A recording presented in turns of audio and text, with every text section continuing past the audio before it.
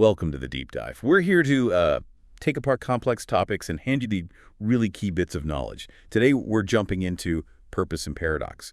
We want to show how getting a handle on these two, well, powerful ideas can actually be a shortcut to some pretty deep insights and maybe a richer, more engaged life, whatever your starting point is. Yeah, exactly. We'll explore why these apparent opposites in life aren't just, conflicts to sort of get rid of. They're essential paradoxes. Right. And understanding them, navigating them, well, that's where having a real sense of purpose comes in. It's key. And guiding us through all this, we have a fantastic expert, someone who founded a new school of psychotherapy back in '96, co-founded the Existential Academy, and is currently president of a worldwide existential movement, bringing, frankly, much-needed wisdom to the world. They've published, 20 academic books, and now they're making these vital ideas accessible to, to all of us.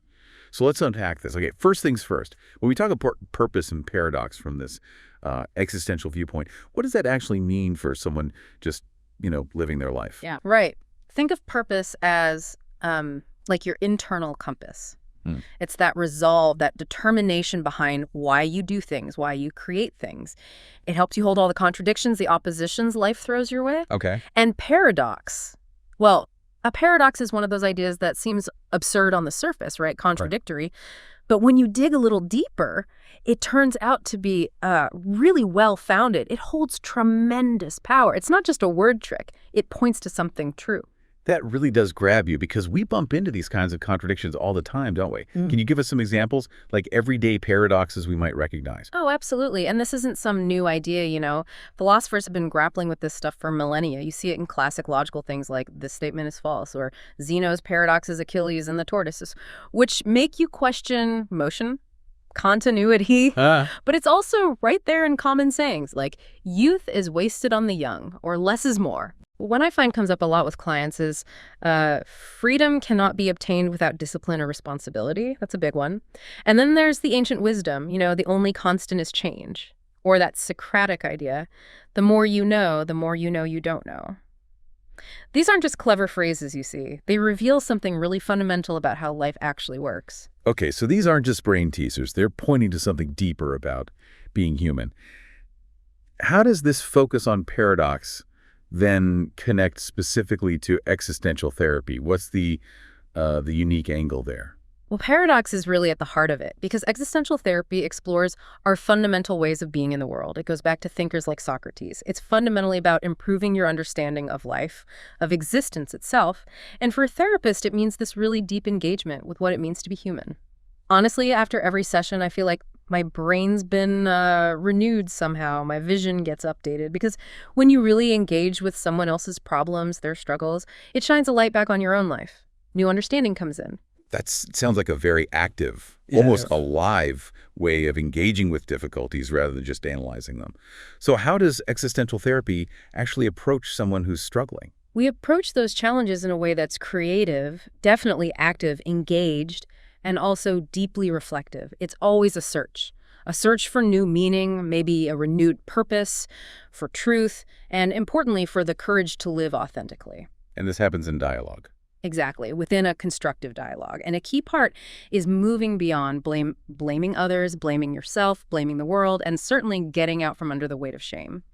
So unlike maybe some other approaches that might start with a diagnosis, a label, we focus on life as it's actually lived by that person. We try to help them get a sense of orientation, like finding north on a map, get an overview, a sense of direction, and crucially, connection, to feel maybe for the first time really at the center of their own world and to fully own that. You mentioned philosophical methods earlier. That sounds potentially quite academic. How do these become, practical tools someone can actually use? Right. They're not just terms for scholars. They're powerful ways to look at your own life. So, ontology. That's the big question. What does it mean to be? We explore what your existence actually feels like, what it is, not what someone thinks it should be. Okay. Then meietics, that's the Socratic idea. It literally means midwifery, like helping something be born. It's about bringing out what's hidden inside you. Like uncovering your own wisdom. Exactly. Uncovering insights, strengths you didn't know you had. It's like finding a hidden map to your own potential. Hermeneutics is about interpretation, finding meaning. But, and this is crucial, the meaning has to come from your life, your values.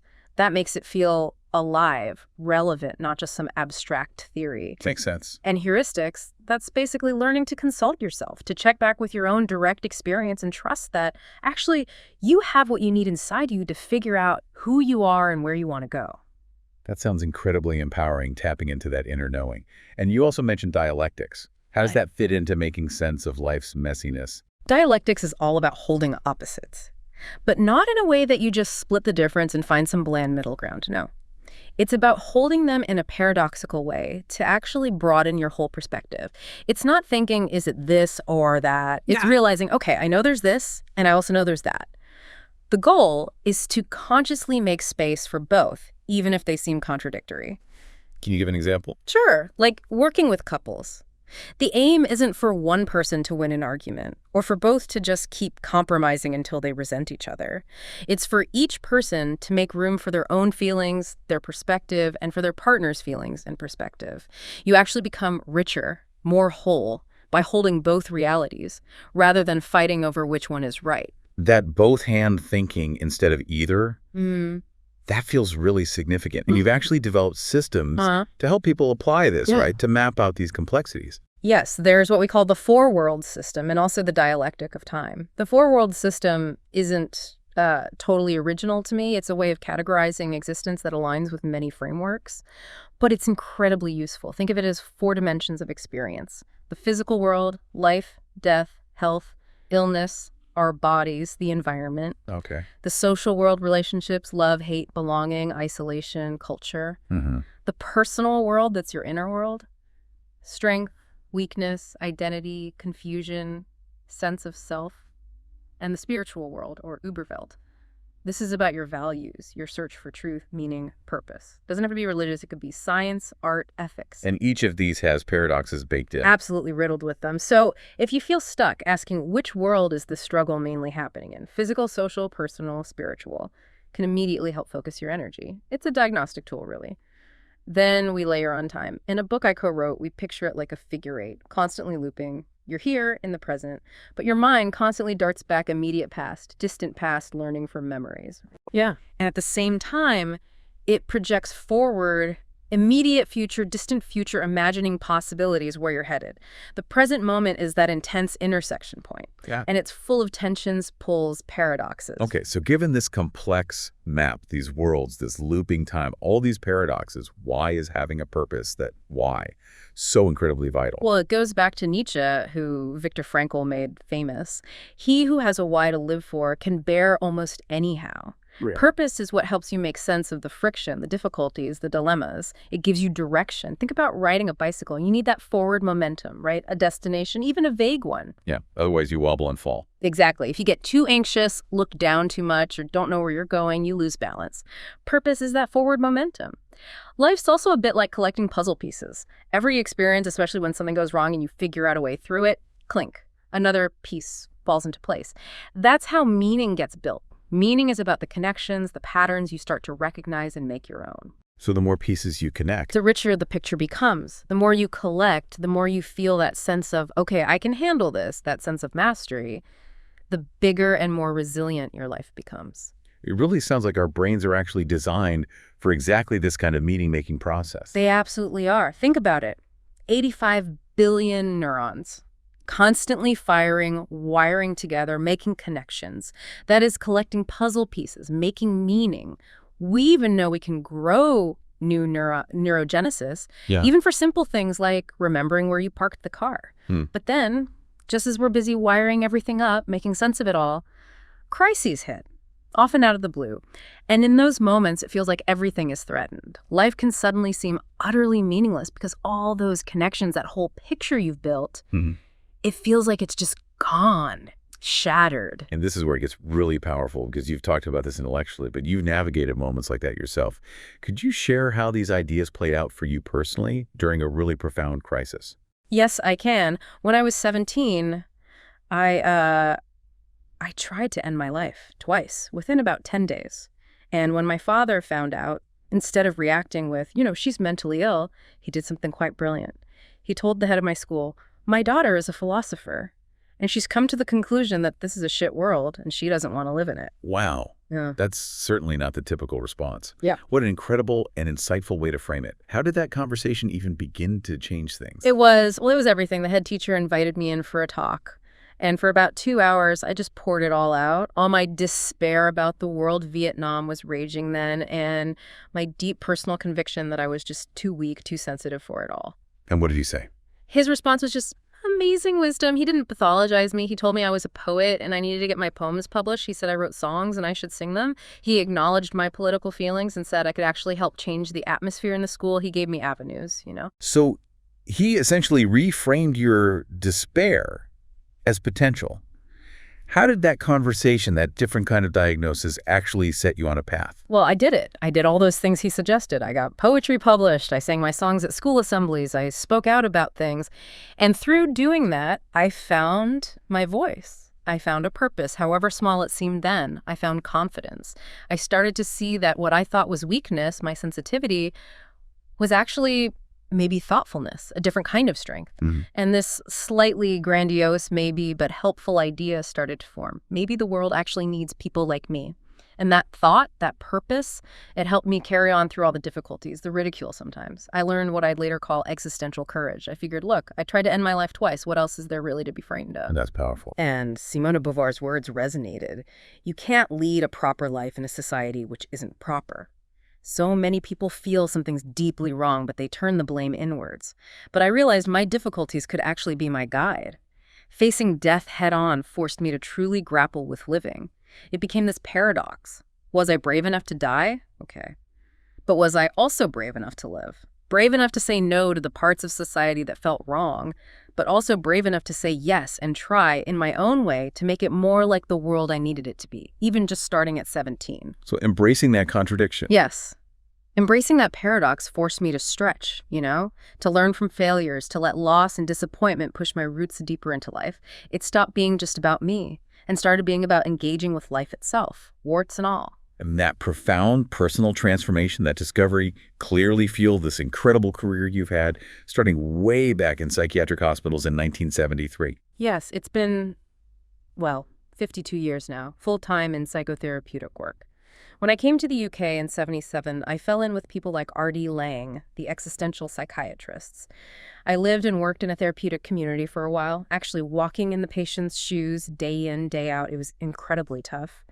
But it taught me so much. It showed me people didn't just need medication or labels. They needed structure, yes, but also deep understanding. They needed a map, a compass to help them find their own way back. And Laing had that view of therapy as a relationship. He did. He called psychotherapy an obstinate attempt of two people to recover the wholeness of being human through the relationship between them. Beautiful, isn't it? And after exploring many different therapy models, I eventually realized I had to find my own way. Something rooted in really understanding each person's unique world phenomenology, we call it. The goal became helping people find their own inner authority, their own compass, especially in a world that often feels unfair, chaotic, or meaningless. That's a really compelling vision. What's been the wider impact? Has this existential approach resonated beyond specialist circles? Oh, hugely. Thanks to the work of many others, too, like Irvin Yalom, Alfred Lengel. It's spread globally. In fact, Bruce Wampold, who's a major figure in psychotherapy research, crunching the data on what works. Yes. He said that an understanding of the principles of existential therapy is needed by all therapists. He argued it adds a perspective that could actually form the basis for all effective treatments. That's quite a statement. I absolutely agree with him, because my experience, especially with people facing really serious problems, is that they only truly begin to try to corner when they gain some new awareness, a new insight into what went wrong for them and how they might find themselves again. It reminds me of that Magritte painting, Everything that's visible hides something invisible. So much of our life, our motivations, operate unconsciously. We often hide our own truths, even from ourselves. We don't take our own capacity for intention, for making meaning seriously enough. So we need to hunt for what's unseen, what's unsaid, what's misunderstood. Existential therapy is about seeking that deeper understanding, that wisdom, precisely by holding the tension of life's polarities, what I sometimes call the onto dynamics, the dynamic forces shaping our very being. Okay, so if we're digging into these fundamental dynamics, these deep truths, what are some of the basic facts of life, as you put it, that we just have to grapple with from this philosophical standpoint? How do you help people face what sound like potentially harsh realities. We call them facticities. They're Yeah. just the givens, the truths that apply to everyone, everywhere. For instance, we're temporal beings. We live in time. We're bound by gravity. We move through space. These physical realities profoundly shape our freedom, don't they? There's also entropy, the inescapable fact that things decay, fall apart, even as other things grow. I remember being at this quite historical meeting in 1978 between Carl Rogers and Artie Lang, giants of the field, and seeing even them falter in a way. It showed me that even giants fall. You have to make your own tracks. Entropy means things crumble. It's like the washing up. It's never really done, is it? Huh. No, that's painfully true. A perfect image for entropy in the kitchen. Exactly. It just keeps piling up. But the art, the human element, is knowing that through community, through shared effort, through conscious intention, we can counteract that decay. We can keep things growing. What other facticities are key? Well, the fact that we have to labor, work in some way just to survive, that we will all inevitably fall ill at times, and paradoxically, sometimes illness itself can forge new strengths, new perspectives. We all face failures, that's a given, but often failure is the compost for future growth, the start of something unexpectedly good. We all suffer losses, and the ultimate one, of course, we will all die. That's the final facticity. Okay, hearing them listed like that, it can sound quite heavy, quite daunting. How do you work with these so people feel empowered rather than, say, fatalistic or overwhelmed? That's the crucial part. It's not about just stating the harsh facts and leaving it there. No. We engage by listening, really listening to the person's specific experience of these things. We search for the meaning for them. What values feel threatened by this illness, this loss, this failure? We look at the actual facts of their situation. We research it if needed. Then we contemplate it together. How can we put the puzzle pieces of meaning back together in this context? We always consider the limitations, yes, the realities, but we equally focus on the possibilities for transformation, for finding a new way forward. It's about perspective. Very much so. Like Paul Ricoeur, the philosopher, said just telling the story of ourselves, narrating our experience, allows us to see it from a different angle. And Albert Kim has put it beautifully. A lucid view of the darkest situation is already in itself an act of optimism. Just being able to see it clearly. Exactly. Simply being able to talk about what's happening, to articulate it, can be enough to shift you from feeling like a passive victim to seeing yourself as an agent, someone who can still act, even within limitations. That sense of agency, even in dark times, sounds incredibly important. It is the most important thing. Jean-Paul Sartre, his idea that man is characterized above all by his going beyond a situation and by what he succeeds in making of what he has been made. That just clicked for me profoundly back when I was 17. That's such a powerful concept. We're not just shaped by things, but we shape back. Even when life throws difficult stuff at us, that existential view says we always retain that core ability to choose our response, to make something new from it. Precisely. It meant I didn't just have to passively suffer the world as I found it. I could actually be an agent for change, even if just within my own life first. You know, the self, a relationship, even a whole society. They aren't fixed, static things. They're more like matrices, spaces filled with possibilities. And we help determine which possibilities become real. Because change is the only constant. Exactly. Because nothing is ultimately set in stone, we are all inherently agents of change, whether we realize it or not. As Heidegger said, another key philosopher, potentiality is more than actuality. What you are right now is always less than what you could be, what's possible, if you're willing to engage, to embrace the becoming. You know, the wisdom we've been exploring here today, navigating purpose through paradox, it feels very relevant now, but it's obviously not new, is it? Oh, not at all. These ideas run like a river through millennia, across philosophical traditions all over the world. Socrates famously said the unreflected life is not worth living. And his greatest wisdom, knowing that he knew nothing, the ultimate paradox of knowledge. Marcus Aurelius, the Roman emperor and Stoic philosopher, taught that we shouldn't fear death itself, but we should fear never fully coming to life. I genuinely try to keep that in mind with every single client. How can I help this person find their unique path towards really living their life? Then there are thinkers like Kierkegaard, a personal favorite of mine. He saw a person as this dynamic synthesis of possibility, what could be, a necessity, what is. Existence for him was like breathing. You inhale the facts, the limitations. You exhale freedom, possibility, choice. It's not either. It's this constant both-hand rebalancing act. Like walking a tightrope. In a way, yes. And Hegel, he showed how human understanding, human evolution even, actually proceeds through conflict, through thesis and antithesis. We grapple with opposites, and then we transcend them to reach a higher, broader synthesis. Right, so progress isn't about picking sides. No. It's about deeply engaging with opposing views, letting them challenge each other, and emerging with a richer understanding that somehow incorporates the truth in both. It's the ultimate both hand on a grand scale. And those core paradoxes of just being human facing death, pain, loneliness, our own weaknesses, feelings of futility, sometimes the only way to really tackle them is to face them directly, not to pretend they don't exist. So bringing this all together, what does this mean for you, our listener, right now, dealing with your own life challenges and paradoxes? Well, my own work on emotions, which I detailed in my book Paradox and Passion, basically shows how our feelings are signals. They tell us whether we're moving towards or away from what we truly value. On all those levels, physical, social, personal, spiritual, understanding that is how we find courage. Courage isn't the absence of fear or pain. It's found by facing losses, by letting anxiety actually re-engage us with life rather than shutting us down.